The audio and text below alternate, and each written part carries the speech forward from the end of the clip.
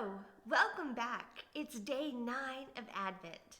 I'm Miss Beth and I am reading from the Jesus Storybook Bible.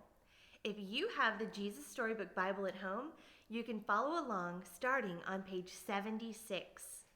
Let's read. The Forgiving Prince, from Genesis chapters 37 through 46.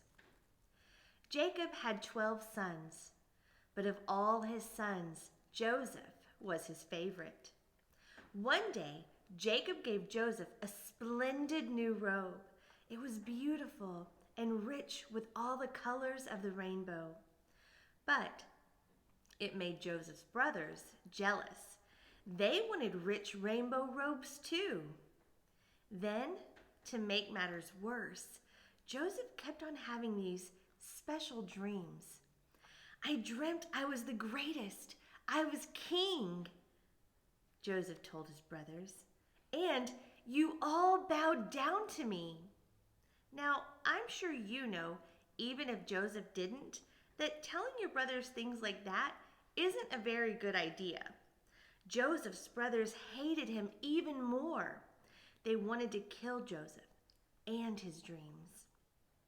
And one day, that's exactly what they tried to do.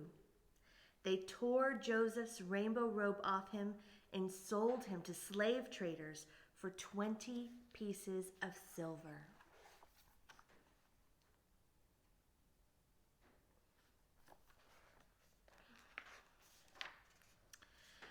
The traders took Joseph to Egypt and made him into a slave. The brothers went home and lied to their father, telling him that Joseph was dead.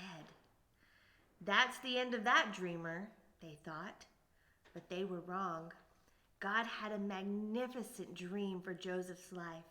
And even when it looked like everything had gone wrong, God would use it all to help make the dream come true.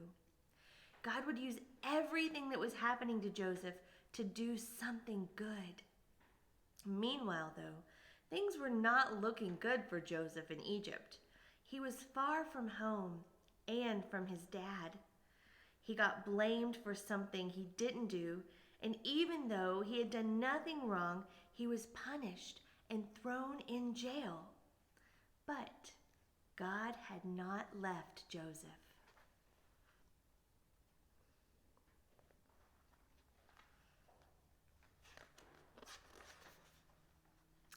One night, Pharaoh, king of Egypt, had a scary dream about thin cows gobbling up fat cows. What on earth did it mean? He didn't know, but Joseph was a dream expert, so Pharaoh sent for him. It means a famine is coming, Joseph explained. There won't be enough food. The Pharaoh was so pleased by Joseph's skill that he immediately took Joseph out of jail and made him a prince. Now, back home, Joseph's brothers had run out of food and everyone was hungry. God's special family was in danger. If they didn't get food soon, they would starve to death. So Joseph's brothers traveled to Egypt to buy food. They came and knelt before the new prince. His brothers didn't know that the prince was Joseph. But Joseph knew who they were. Joseph's dream, the one about his brothers bowing down to him, it was coming true. "It's me," Joseph cried. When they saw it was Joseph, his brothers were afraid. They had wronged Joseph. They had sinned, and they knew it. Now, Joseph would certainly punish them. But Joseph looked at his brothers, and his eyes filled with tears.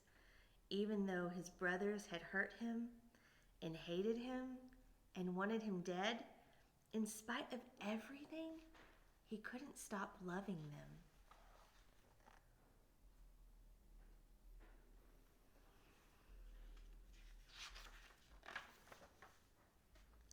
His heart, which they had broken, filled up with love, and Joseph forgave them. Joseph threw his arms around them. "Don't be afraid," he said. Behind what you were doing, underneath everything that was happening, God was doing something good. God was making everything right again. Joseph didn't punish them. He rescued them. He brought God's special family to live safely with him in Egypt. One day, God would send another prince, a young prince whose heart would break. Like Joseph, he would leave his home and his father. His brothers would hate him and want him dead. He would be sold for pieces of silver. He would be punished even though he had done nothing wrong. But God would use everything that happened to this young prince, even the bad things, to do something good, to forgive the sins of the whole world.